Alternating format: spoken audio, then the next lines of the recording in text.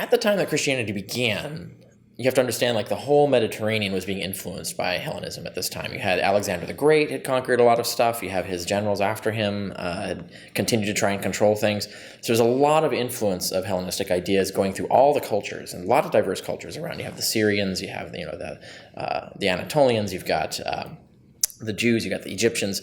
So there's influences coming around all over the place, and people are seeing these kinds of trends going around. And you have one particular trend is the mystery religions that spread, and there's a variety of these mystery religions. Every national culture that came under the influence of Hellenism developed their own version of this mystery religion concept, and every single one is different. But it's different because you take the local culture, the local religion, and put it into this basic shell, this basic model, and you get a different religion, but there are these common features they're in there, this package, essentially. So you get Osiris and Isis cult in Egypt, you get Adonis cult in Syria, you get the Thracians had Zalmoxis cult. And you see all of these different religions with these savior gods, and they're always the savior, son of God. Occasionally they're a daughter of God, but they're not the supreme God. They're a sort of intermediary child of God. So this demigod that is their savior figure, and they undergo some sort of great struggle or suffering, sometimes actually, in fact, a death and resurrection. And through that suffering or struggle, they gain victory over death that they can share with their followers. And then they do that through the followers sharing communion, so they have these common meals, and through baptism, so they get initiated through baptism.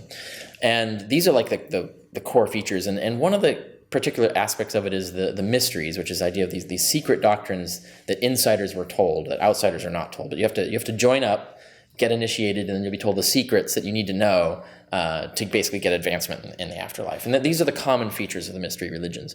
And there are broader sociological features that are very common to them. So they're very cosmopolitan, so they're trying to unite all races and cultures, and most cases genders.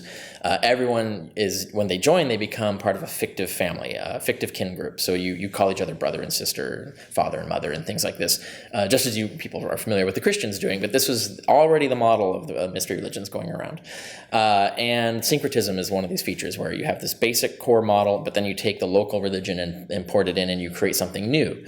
That's common to all of these things. And the individualism. So the original pagan cults and things of this time were usually communal religions, in the sense that you would participate in the cult in order to guarantee the crops or to guarantee the benefit of the people as a collective. It's not an individual salvation thing. The mystery cults, one of their innovations, one of their features is it's all about personal salvation. It's about your salvation in the afterlife. So how do you get a good place in the afterlife? So you have all of these features, and one on top of that is this trend towards henotheism, this idea there's one supreme God and all the other gods are either created by him or subordinate to him.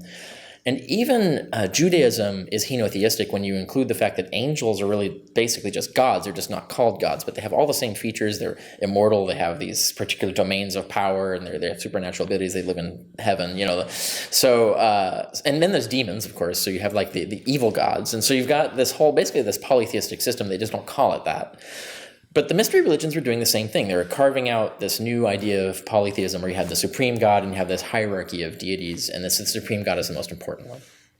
And so these features are already going on. So when you see this stuff finally, it's spreading to Syria, it's spreading to Egypt, and so on, and finally you see Judea, it's kind of like the latecomers, like the last one that said, well, everybody else has done it, we should do one too. And so if you were, for example, to talk to an expert in ancient religion, like about 100 BC. Varro, for example, wrote this Encyclopedia of Ancient Religion. We don't have it, which is a great loss.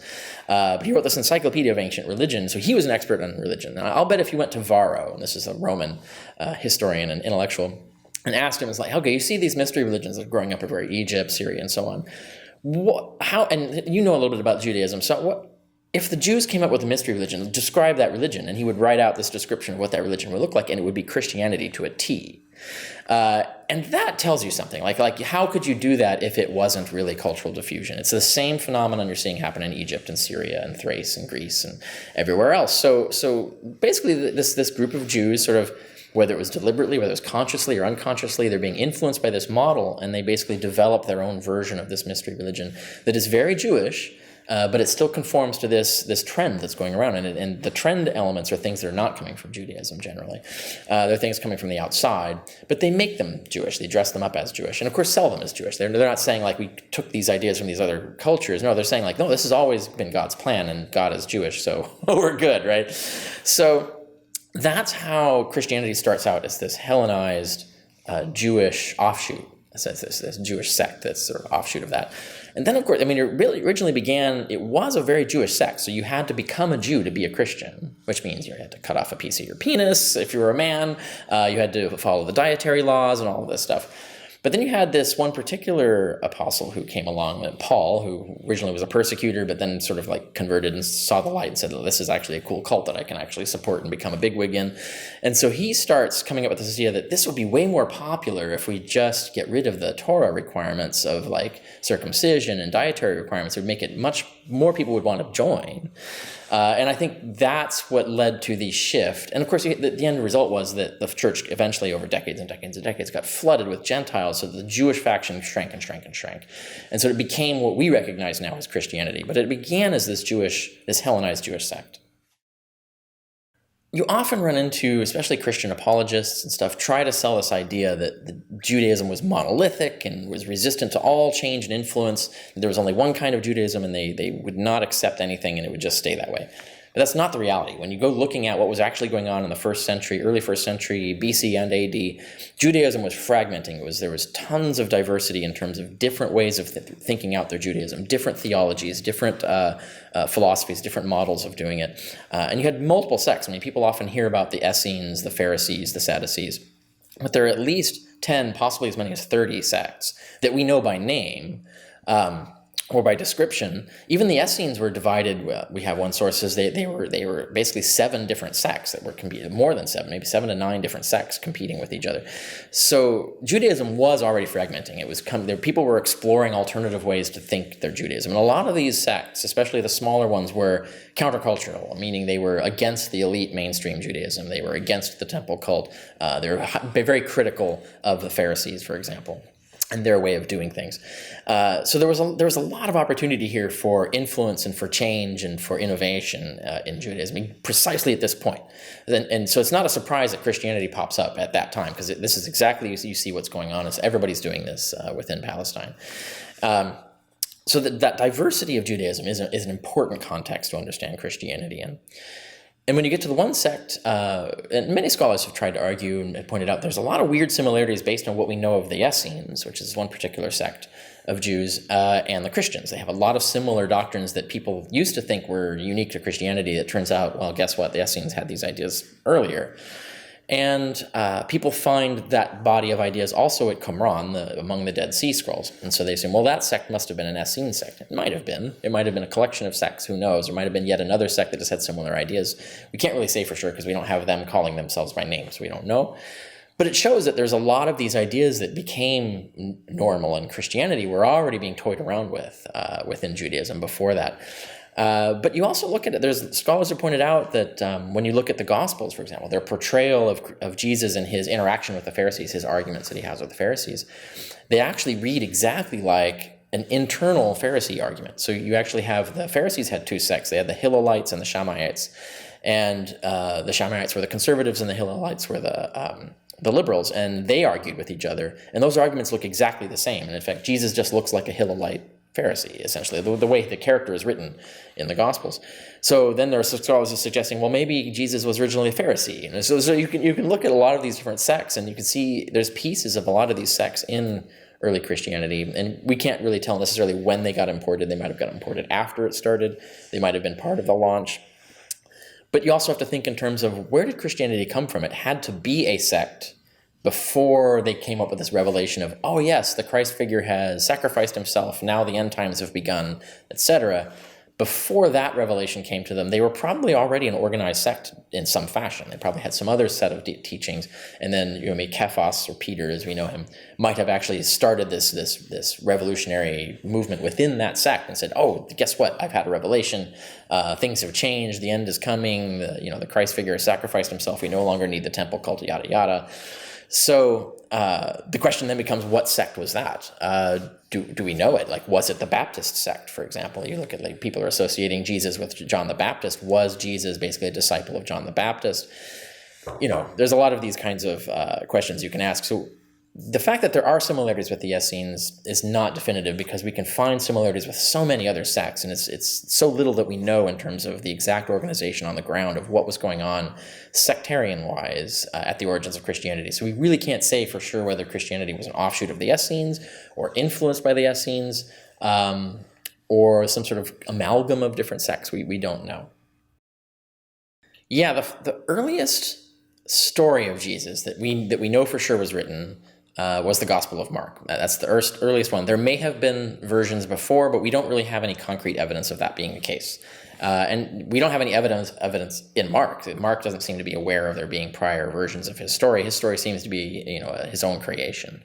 And then all the other Gospels we know of are basically just redactions of Mark. They just take Mark and then add and change stuff. Like there's not really any independent gospel. Even the Gospel of John, which is a total rewrite, is basically a free rewrite in response to the Gospel of Luke, which is just a redaction of Mark. So even when you get like later Gospels, they're basically just more and more distant evolutions of the Gospel of Mark. So Mark seems to be this ground zero of the biography of Jesus. There doesn't seem to be evidence of there being a prior version of that. When you look at the letters of Paul, for example, it's clear that he has no access to some sort of biography of Jesus that's circulating. All his knowledge of Jesus comes from direct revelation from Jesus or from pre-Christian Jewish scriptures. He has no knowledge of these narratives or these ideas that get formulated into the Gospels. So the question comes, where did Mark get these ideas and when did he write them down? And the mainstream consensus is that Mark, of course, wrote after the Jewish War, which means that ended in 70 AD. So he's writing, 20, 30 years after Paul. He's writing 40 years after the origin of the religion. And we have no evidence that there were any eyewitnesses still alive after 70 AD. So we can't even say that he had any eyewitness sources. And he might not have had any actual sources at all. And this is something that I've argued, and we can't know for sure, but I think it's at best 50-50 if you're going to say he has sources or not. We really don't know. But I think it tips a little bit further the other way, because when you look at Mark 4, when Jesus starts, the character Jesus in Mark, when he starts telling his stories about what does the gospel mean, instead of just telling people this is what the gospel means, ABC, I'm going to die for you, and that'll cancel out the temple cult thing, and you get salvation, yada yada, like the straightforward explanation of the whole doctrine. No, he doesn't do that. He starts teaching these obscure parables, and the first time he gives one of these parables, no one understands him, and then his disciples take him aside and goes, "What is this weird stuff you're talking about? We don't understand it." And he says, "Oh, okay, so I'm going to tell these stories to the public specifically so that they won't understand. But you guys, because you're insiders, I'm going to tell you the real meaning of these stories. And the real meaning is not the literal meaning. The literal meaning is a deception. The real meaning is what the meaning of the underlying meaning of the story. What moral does it convey? What deeper truth does it convey?" And then he says, to you, that, and he calls that, these are the mysteries of the kingdom of God that I'm going to convey to you, mystery religion, right? So these are the mysteries. So this is the model. Mark is giving you a clue. He's basically, if you think about it, he's telling you what his gospel is. His gospel is an extended parable. And only the insiders are going to be told the real meaning of all of these passages in the Gospel of Mark.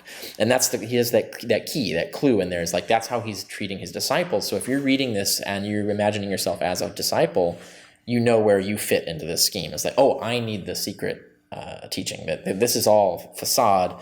It's meant to point me to something. I want to figure out what that thing is. And only insiders were given that. And this was a common feature of the mystery religions that made them very popular, right? So you could be an insider and you could feel superior to everyone else because you've got the secret knowledge, and they will laugh at you for the stupid things you believe in, but you don't really know the truth. And it gives you this sort of like this internal cohesion, this internal morale. It makes you even more confident in your religion, because especially when these stories are crafted so brilliantly that you have this emotional reaction to, that's genius, it must come from God, right? This must be inspired by God. This clearly must be true. But it's really just the literary artistry of Mark, right? And people have often said that Mark writes in a low dialect, that like he's like some sort of hick or something. That's not true. He's actually a super skilled, super educated author, whoever he is, but he's choosing to write in a low dialect in the same way that Mark Twain did. And he's doing that because that's his audience, right? So he wants to actually, that's part of the symbol of the gospel, is that this is not a high flowery style. This is a low style, because the least shall be first. The poor shall be higher than the rich. It's all part of the gospel model of reversing the order of society. So that's all part of the allegory itself, is just the choice of dialect that he wrote in. And so he tells these stories, and if you read them literally, they're just totally illogical, or they're really implausible. They don't make sense as history. If Jesus walks up to these fishermen and says like 2 words to them, and they drop and quit their jobs and leave their families and follow him, that doesn't happen in the real world. Like, that would have been like days of conversation for him to persuade them. So even something as simple as that is not a realistic scenario, but it symbolizes the coming to the, it comes up, he teaches, he says, follow me and I'll make you fishers of men. And that's all symbolic of what it means to join the gospel. So it's telling you something about the gospel. It's not meant to be taken literally. And one of my favorite examples, of course, is the withering of the fig tree, where Jesus is hungry and he sees the fig tree. And Mark even says, he goes out of his way to say it's not the season for figs, but Jesus went up there anyway and didn't find any figs, which of course he wouldn't, because it wasn't the season for figs. But he gets angry and curses the tree and says, may you never bear figs again. And then they come back the next day and it's been withered to its very roots. And this makes no, of course it can't happen. Like, people can't wither fig trees. So we know the story is false. Someone made it up for some reason. But it also doesn't even make sense. Even if Jesus had the superpower of withering fig trees, why would he wither and curse a fig tree for not bearing fruit when it's not time for it to bear fruit? Like, what's the point of this? But Mark uses this style of inclusio, where he has one story wrapped around another. There are many stories in Mark that are like this. It's one story wrapped around another. And this story of the fig tree is wrapped around another story, a very famous story, which is the clearing of the temple square. So Jesus comes up, says, may you never bear fruit. It's no longer the season for figs, and may you no longer bear fruit again. Goes into the temple and then curses all the corruption going on in the temple, overturns the tables and stuff like that, and says, we're done with this. Then they come out and then they see the fig tree is withered, and then everybody understands, right? And then Jesus goes on to explain, well, now it's all about prayer and direct contact with God. It's no longer about the temple. So the fig tree is all an allegory for the temple cult. It's no longer the season for that cult anymore. So God's going to wither it to its very roots. So the whole thing is a parable for why God allowed heathens to come in and destroy his own temple. Because it's all a commentary on the Jewish war, right? So he's saying, and this is a big crisis for the Jews, right? Why would God allow that to happen? His own house, his own temple. He lets these pagans come in and just destroy his holy city, destroy his temple, end the temple cult, which is the central figure, the central piece of Jewish salvation. Why would God let them take that away? So the Jews were struggling with how to explain this. The Christians also, being a Jewish faction, had to also explain this too. Why would that happen? And if you're going around, selling this religion, people are going to go, well, yeah, you come from the Jews, and look, your God clearly doesn't hold any juice, right? So they've got to come up with a story for why God would allow this. And this is what we get. And it says, it's no longer the season for that temple cult. We're going to wither it, we're going to curse it, we're going to get rid of it, and we're going to replace it with the gospel of Jesus. And so that's the whole story. It's not meant to be taken literally, but of course it's meant to be taken literally by outsiders who are clueless.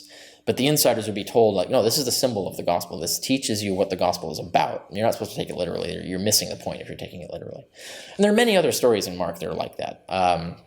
And frankly, if you go from story to story to story, you can see they're all like that, actually. So Mark is not writing a memoir. He's not collecting oral lore. He's not writing a history. He's not writing a biography. He's writing a message.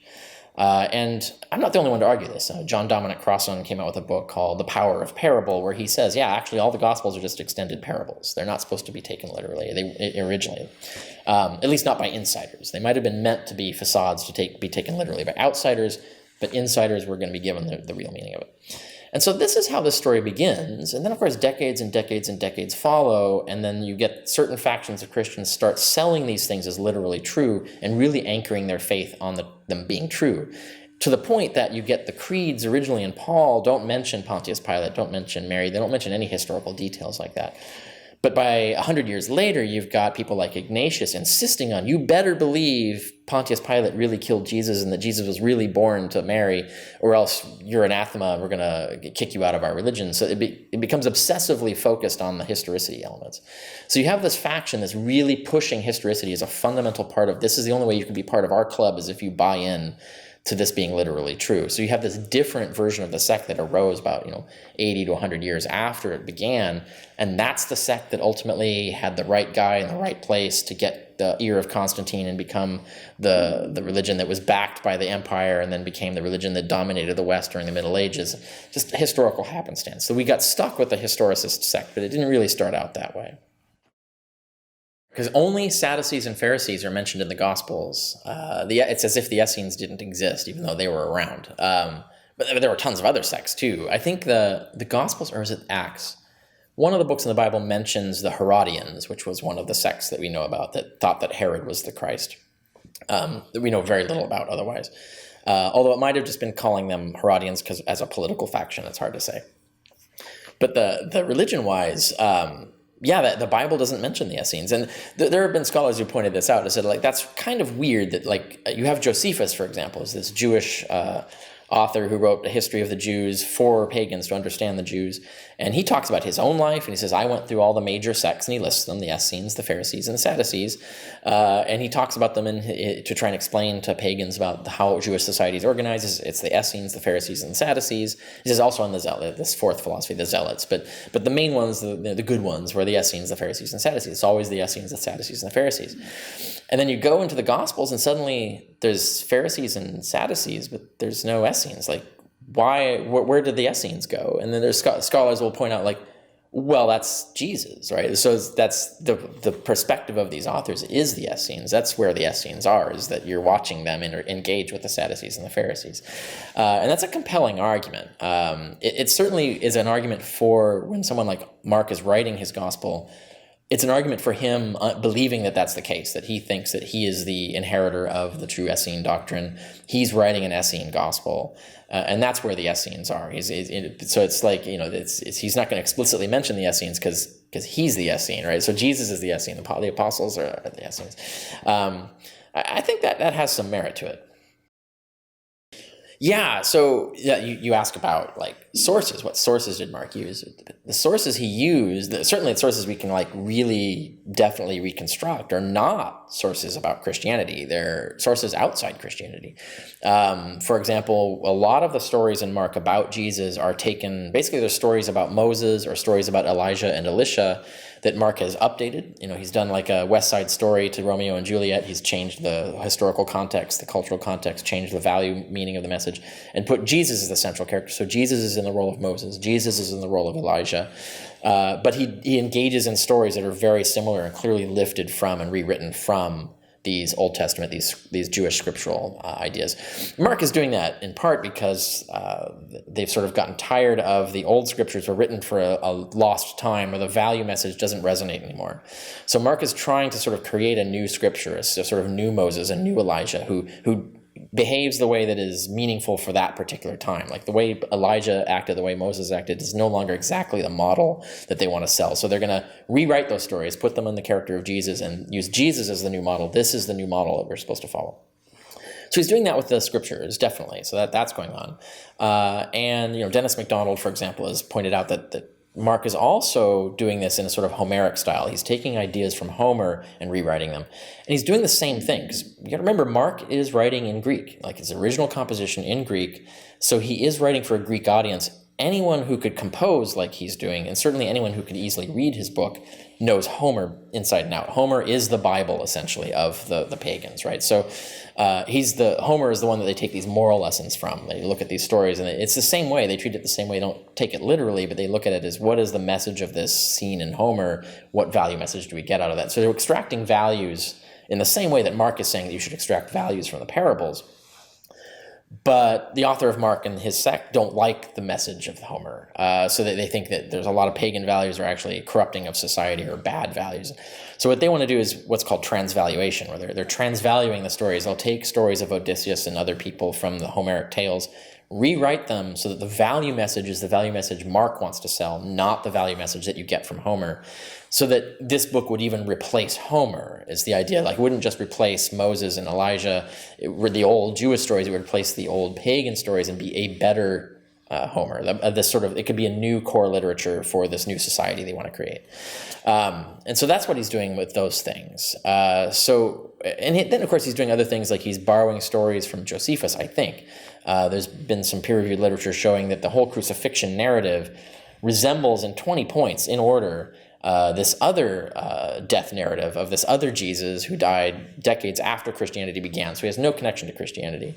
But it's Jesus ben Ananias, and he's killed during the siege of Jerusalem during the Jewish War. But it's a very similar story where he's prophesying the end of the world, and the Jews haul him into the Romans to get him punished, but the Romans see nothing wrong with him, and so what happens in that story is they release him, and he's killed by a siege engine during the war.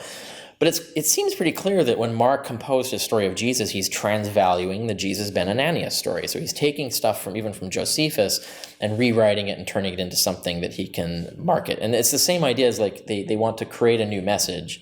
They saw something that worked for them in the Jesus ben Ananias story that I like this message, but I'm going to pop it up a little and put some things in it and fix it up so it's exactly like we want. And then we'll just make Jesus, Ben Joseph, the character, and change the historical decade in which it occurred and the whole thing. So this is the kind of thing that Mark is doing. These are the way, this is the way that Mark is using sources. And it's not what people who want to defend historicity think using sources means.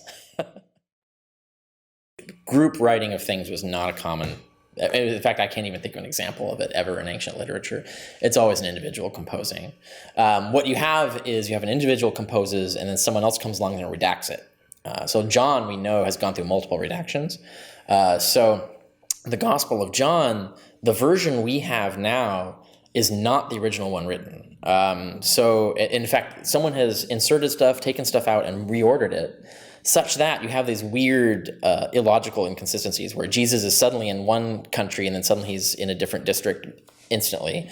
So they've been put out of order, or the order of things like this is the first miracle he did and this is the third miracle he did. We have those in the wrong order. So someone's moved it around. Someone's added some stuff. There's two endings to John. There's one ending and then there's another ending tacked on. We don't know which one is the original, which one was added later. And so all the experts who've written treatises on the Gospel of John have pointed out that the John we have is not the John that was originally written. Someone's meddled with it. At least one redaction has occurred, and possibly more than one. So in that sense, there are multiple authors of John, but it wasn't in the sense that it was multiple authors collaborating together. It was authors fucking with each other's work, basically. Now, the ending of John, or the last ending of John, if that's that's the one that was tacked on at the end, it does have a we. It says we basically are the authors of this book, and we are relying on this other character's previous writings or whatever, which is totally made up. But I think that's whoever wrote that is probably a particular individual representing a community. So I don't think it was actually literally multiple authors were sitting down and redacting John. I think it was one person, but he's seeing himself as a we, as representative of a collective. Like, we don't like this earlier redaction. We're going to pop it up and change this stuff. And so so we got this stuff from this other magical earlier document that I'm personally fairly certain never existed, but that's how they're selling it. There's really no such thing as collaborative document writing in the ancient world, so far as I can think of, and probably wasn't for the Gospels, but it is this kind of redaction over time, meddling by different authors, editors. The word gospel isn't new. Gospel just means good news. It is a political word that was used in inscriptions by the state and by municipalities all the time. Like, one of the earliest gospels is the Priene Gospel, which is about Augustus, the emperor coming in and saving them, and they write him about the savior figure, and this is the gospel, yada yada.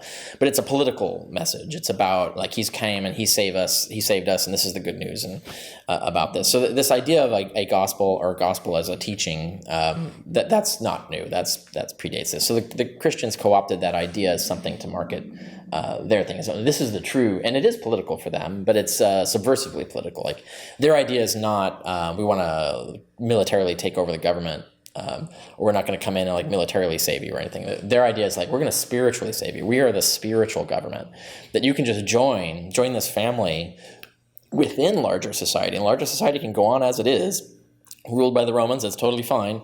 But we will have our own society, and we're going to take care of each other. We'll have our own economy, and we'll have make sure that the poor are taken care of, and we'll have our own justice insofar as we can realize it. And then, of course, when the end comes, that we will be saved collectively, and everything else get wiped away. So they're using this political terminology to sort of market the spiritual politics, essentially. So that's where the gospel idea comes from. The other side of it, which is the way the Gospels are labeled. So The Gospels probably, when they were originally written, didn't have names on them. The Gospels are very similar to what we have with the Lives of Aesop, where there's no author. At best, there's a title, but they're anonymously written. And the Lives of Aesop are similar to the Gospels in that they're fiction. But they're about someone who's believed to be historical. They feature a similar character, this countercultural character who talks back to the religious elite of his time, and it represents the poor and that kind of thing. And it has a similar storyline. Aesop eventually ends up at the central religious city and is executed for interfering with the major religious cult. And so there's a lot of similarities, but also it has many redactions. Just like you have Mark, Matthew, Luke, you have all these different versions of the Lives of Aesop, where someone just takes one version, changes it up, adds stuff, takes stuff out, and you get another version, and so on. So that's the closest parallel we actually have. And it's anonymous, so there's no author on it. And that's probably how the Gospel's originally written. There's just no author named on it. And then suddenly, sometime in the 2nd century, probably mid-2nd century, someone collected 4 of these together. And there are probably more of them around, but these were the 4 they collected and named them. And we know it's probably one person did this because they used an extremely unusual, in fact, unique method of naming them, which is in Greek to use the kata structure, where they use the preposition kata and then the name, which means according to, which is normally in ancient literature, everywhere else in ancient literature, how you cite a source, not an author. So you would say, like, if Josephus was saying, oh yeah, I got this from this other guy that I read, he would say kata and the guy's name. So according to so-and-so, this is what happened. It wouldn't be how you would name a gospel, right? So first of all, it's very unique and unusual to name a book this way, to actually have the kata as in the name and the title of it. But then suddenly you have all 4 are all named that way, by this peculiar convention. So one person had to come up with this peculiar way of naming them, and clearly that means all 4 Gospels were named by one person, which means they weren't named by the authors of the Gospels, right? So someone came along later and just assigned names. And when they did it, they didn't pretend that these were the authors. They're just naming them as the sources, as if like maybe someone dictated it or something. They're very vague as to what they mean by according to, right? Like this is our source for this text, but what do you mean by that? It doesn't say. But they just did this, and I think it was just sort of a way to sort of paper over the fact that these were anonymous Gospels, and they wanted to give them names, but not go so far as to just outright say, lie and say that so-and-so wrote this. So they kind of had this sort of wishy-washy, halfway saying that, halfway not saying that. But whoever it was, it's one person came up with this idea, and all extant manuscripts that we have that have title pieces on it have the exact same thing. So it doesn't seem that any version that we have now came from any earlier version of the text. There were earlier versions of the text, but those are all, their ancestorship all died out. All the versions that we have now come from this assembled, edited version that this one person, or maybe a committee of people, got together and built. And that eventually got rubber stamped as the canon. Took a few centuries, but it sort of evolved into what became the canon. But it wasn't the first canon, right? So that collection of documents we know, which became the New Testament, we know was assembled in response to the first canon assembled by Marcion. So a few decades earlier, he's the first one to come along and assemble some books and say, this is the official collection of books for Christianity. And then this competing sect, which became the modern sect today, or the ancestor of all the modern sects today, said, oh, hell no, we're going to come up with our own in answer to yours. And then the original one vanished. We don't have it anymore. So we don't have Marcion's original canon. We have this response canon that was built later. But it was built by someone in the mid-2nd century. And it wasn't like officially declared the canon until like several hundred years later, like well after the Council of Nicaea. But even by the time the Council of Nicaea was going on, which is about the Creed, it was kind of de facto the canon. It was the way people were acting, is that this was the correct collection of books. But the original one is gone. And so, but yeah, so that's how these titles got on there, and how these names got chosen. Almost certainly the names were made up. They were chosen, based on certain strategies as to what they wanted to say about that. But yeah, so that's the New Testament that we have today is kind of like the fake second replacement New Testament to the original earlier one. Half the letters of Paul are forgeries, and that's the mainstream consensus. We know people forge documents in his name and put them in the New Testament, so we have to exclude those. But there are about 6 or 7 letters that are agreed to be authentic. And they've also been meddled with, like pieces of them have been torn out, and other letters he wrote are missing and things like that. But we have at least this core collection of texts that come from Paul. And he's writing in the 50s, so he's writing decades before Mark even, many decades before the first gospel and other gospels get written. So Mark's 7 authentic epistles are the earliest documents we have for Christianity, and they're written about 20 years after the religion began, give or take. And they're peculiar because he doesn't reference anything about the life of Jesus in there. Jesus gets born or created, incarnated, and then he gets killed and buried and resurrects. And the first time Paul mentions anyone ever seeing him is after his death. He has this whole creed, like he says, like Jesus, was crucified and buried, and he says they're crucified according to the scriptures, buried according to the scriptures, kata, using source. That's the exact same structure for the naming of the Gospels. So Paul is saying that his source is of information, where he's getting this idea that Jesus was crucified and buried. He's saying he's getting it from Scripture. Scripture is his source, not a witness, not anyone who was there or anything like that. But the first time he says anyone sees Jesus is after his death, and and then he is resurrected, and then he appeared to Cephas, and then he appeared to these other apostles, and then he appeared to me, and so on. So the first time Jesus ever appears to anyone, first time there's any witness to a Jesus in Paul's writings, is after Jesus is dead, and he's appearing to them from outer space in Revelations, right? If you try to look in there for didn't Jesus handpick disciples when he was preaching the gospel? It's nowhere in Paul. And the word disciple is nowhere in Paul. Paul has no knowledge of there being disciples. He only knows apostles. And to him, an apostle is someone who had a revelation of Jesus. He has no knowledge of any other kind of way that you get to know Jesus. And so you have none of the life. Jesus is not a miracle worker. There's no mention of miracles, no mention of exorcisms. In fact, one of the creeds Paul cites that Jesus abandoned all of his powers. So that the whole idea of this cosmic idea is that he couldn't perform miracles because he abandoned all his ability to perform miracles and then was killed. And then the question is, who's killing him? Where is this occurring? And that's a whole other debate as to what that could mean. But in Paul, there's no life of Jesus. It's just not there. The whole thing is just shelled out.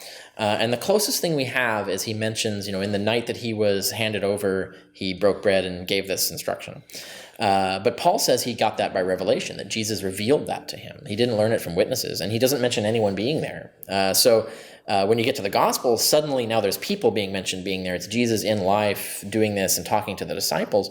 But when you read Paul, Jesus is speaking to future Christians. He's speaking to eternity. He's not speaking to a select, limited group that's with him. He's talking to all Christians, and it seems like a revelation that Jesus did this. So even that we can't really place into the gospel history and that kind of concept.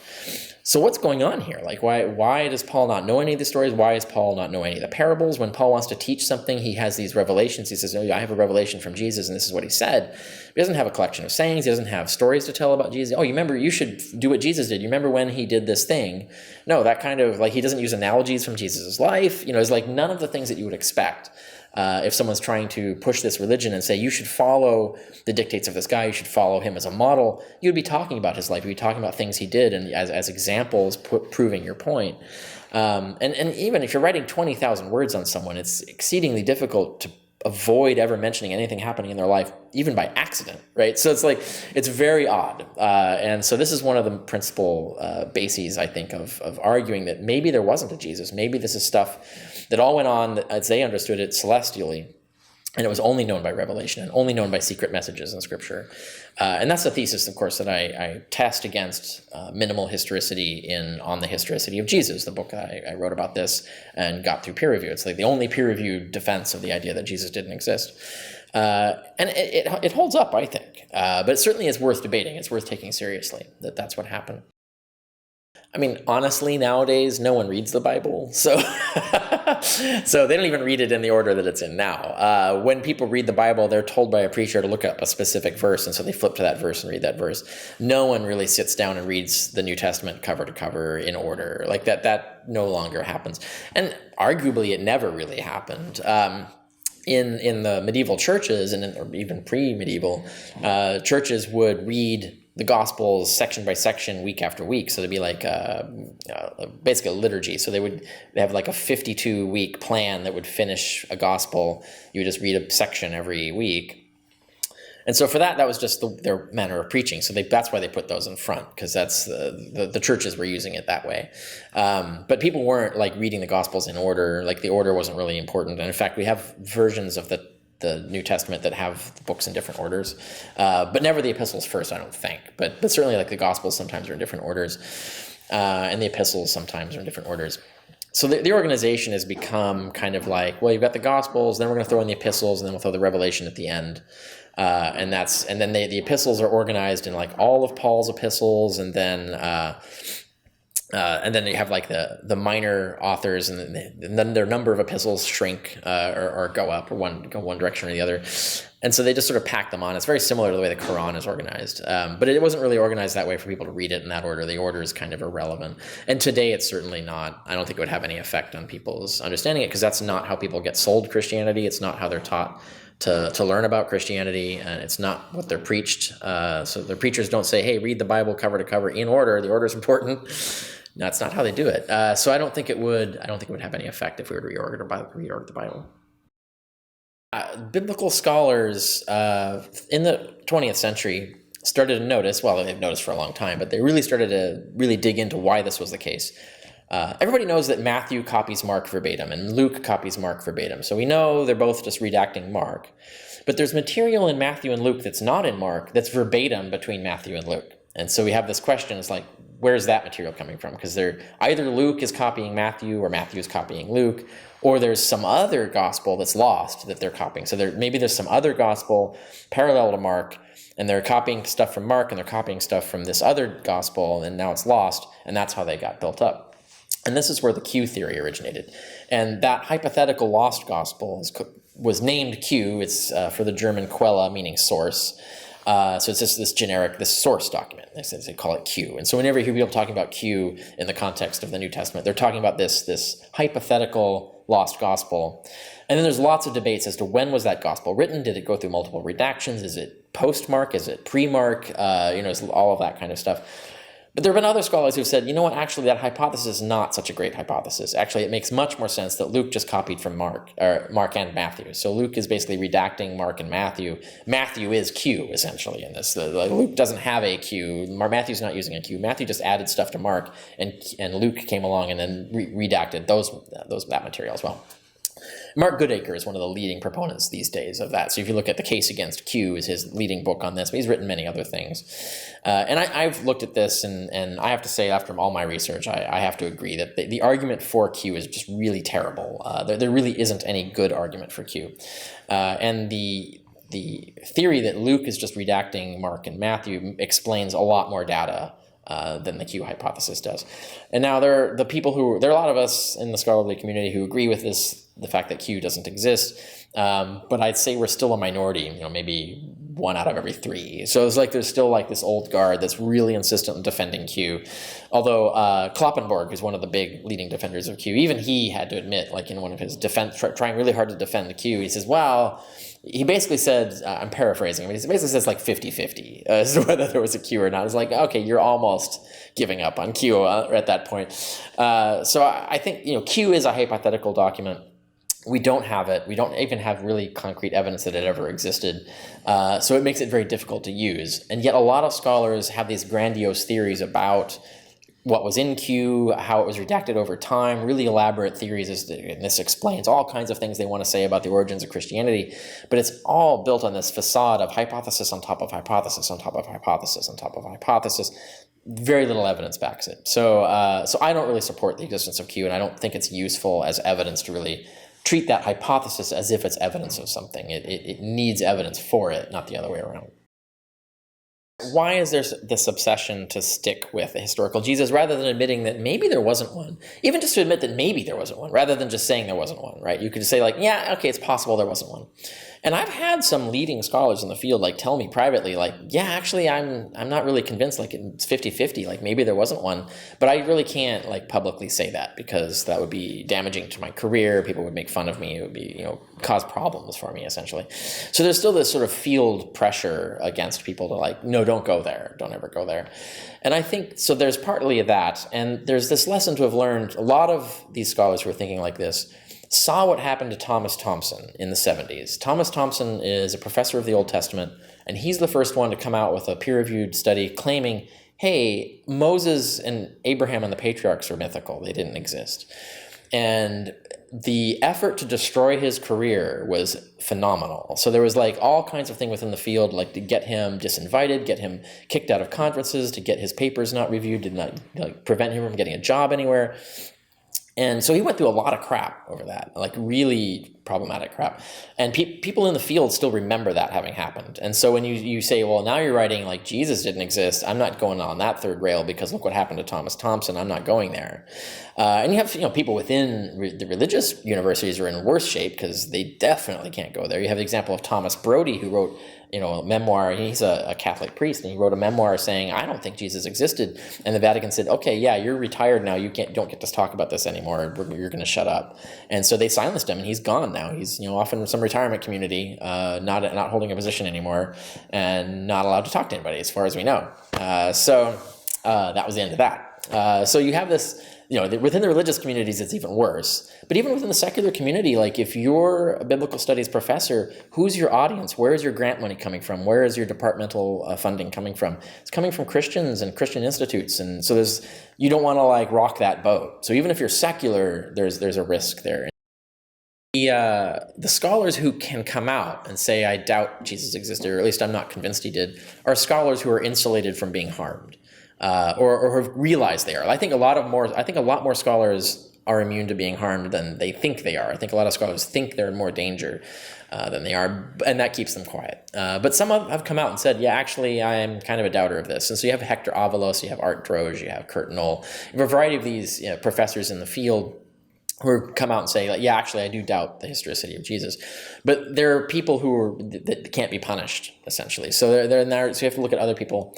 So that's a factor. But I think it's also a factor that careers are built on the historicity of Jesus. Like, it's going to be really difficult to like switch around and say, actually, I'm going to repudiate all of my life's work and say that actually I was wrong about everything about the origins of Christianity else because I think there's no Jesus. That can be very difficult personally to do. There's some people in the field have, they're married to people who would be very upset if they were to suggest that there was not a Jesus anymore. So there's a lot of these things, but it's also kind of like, and this is said about Q, for example, that Q is a juggernaut, that it's that there's so much invested in it that no one is willing to like admit that it doesn't exist. They're so bought into this hypothesis that they just won't listen to any reason and say like, I don't care what the evidence says, I'm convinced there was a Q, and how dare you suggest there's not. I think the historicity of Jesus has become that too. Like there's this institutional fossilization. It's like, well, of course that's the mainstream. Everything else is ridiculous. La, la, la. I'm not going to listen to the challenging of this. How dare we go there?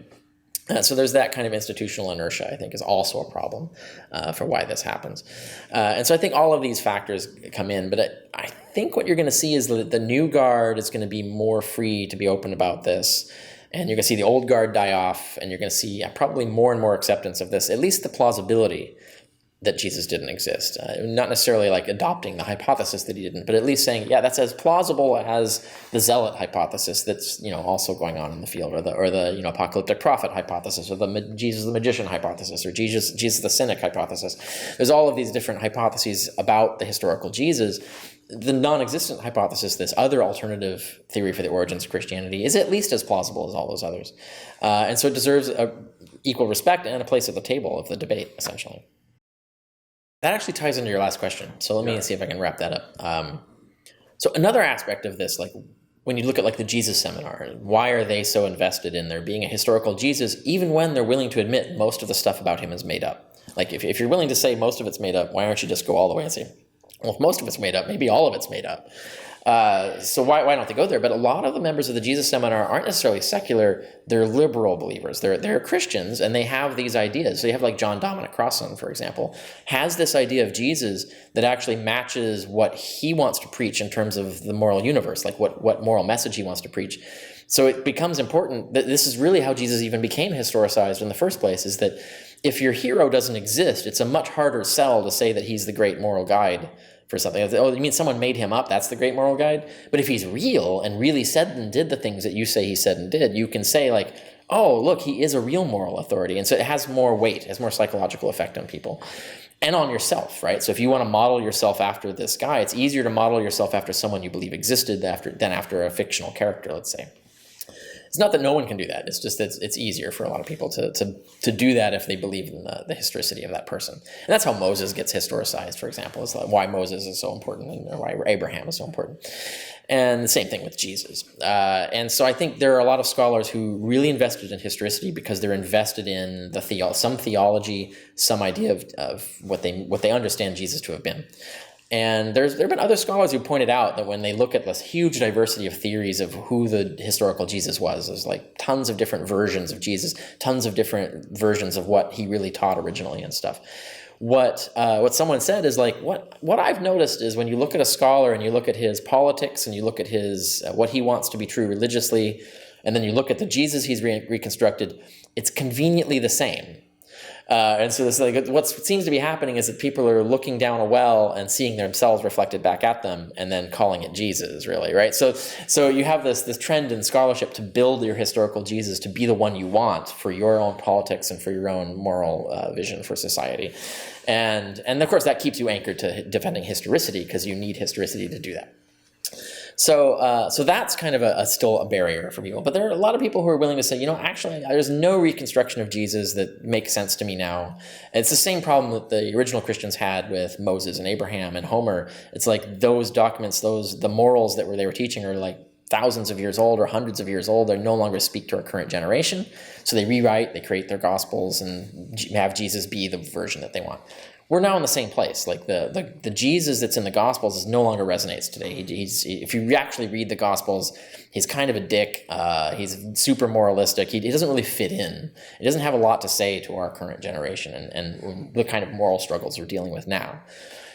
What we have now is that we've gone to a high reliance on fiction. So we have Star Trek, we have Star Wars, we have we have Harry Potter. We have Harry Potter's a good example. We have even Game of Thrones, where we have these fictional universes that explore moral problems and explore political problems and give us parables that we can use to teach, like, yeah, this is what a good person is like. This is what a bad person is like. This is what makes a good society. This is what makes a bad society.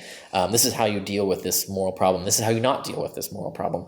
We're now using fiction as models to do this. So we're doing it so effectively now that we don't need to believe they're true. We don't need to believe Harry Potter really existed to have to understand that there are valuable moral lessons in Harry Potter. And so, and that's what's happening now. So people are moving more towards looking at fiction as their source of their scriptures, and they're just no longer needing it to be literally true. They're no longer needing it to be inerrant, for example.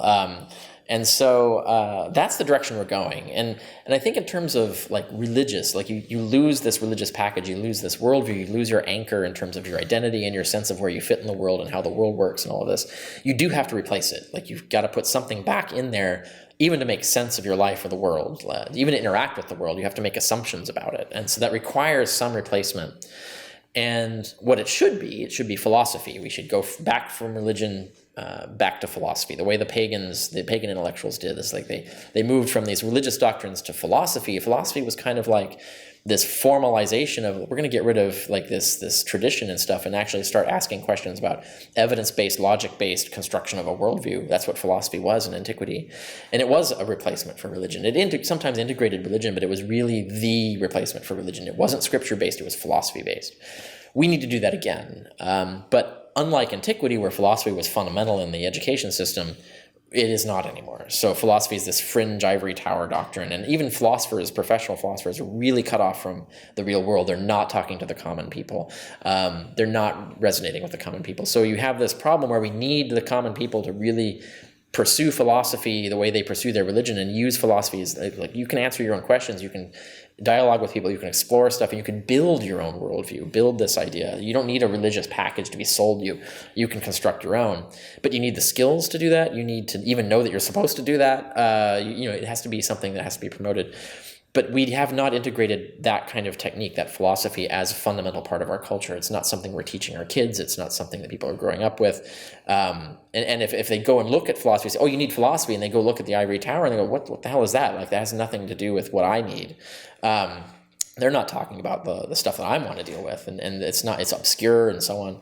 So we've got this gap where we're not filling it, and we do need to fill that. And I don't know what the policy recommendation is for this, but there's something in terms of our culture we do need to go there. Many people are finding that on their own, but not enough people. And what's happening is people are assembling worldviews unconsciously. So you get this political factionalization going on in the world today. So people are building worldviews based on mythologies. Like you look at libertarians or Sanders fans or whatever it is, pick any side of the political spectrum. They have a body of mythology that justifies their political beliefs. That mythology is often false stories or jiggered stories. It's just another religion, right? But they're falling into it happenstance, right? They're not thinking it through. It's not something that they're reasoning out. They're just ending up with these worldviews that get cobbled onto them. And I don't think that's healthy or productive. I think we need to teach people the skill to you need to question everything and then figure out what holds up under questioning and then build your own worldview out of that in a skilled, rational, evidence-based way. We're just not teaching people to do that, and we really should. We really should be promoting that.